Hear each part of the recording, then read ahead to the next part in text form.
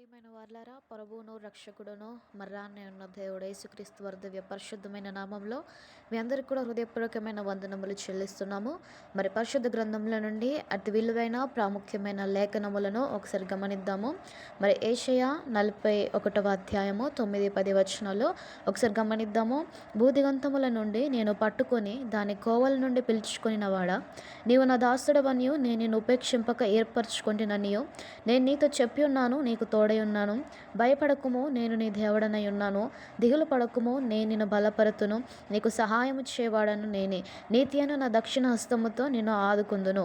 దేవునికి మహిమ కలుగును గాక. మరి అద్భుతమైన మాటలు, మరి దేవుడు మనకు తోడై ఉన్నాడు, మరి పేరు పెట్టి పిలుచుకొని ఉన్నాడు, మరి తన దక్షిణ హస్తం చేత మనల్ని ఎంతగానో ఆదరిస్తున్నాడు. ఇటు విలువైన మాటలు దేవుడు మనతో మాట్లాడి ఉన్నాడు. దయచేసి ఎవరు కూడా అధైర్యపడక మరి దేవుని వాక్కులను బట్టి ధైర్యపరచబడదాము. అందరికీ వందనాలు. Praise the lord.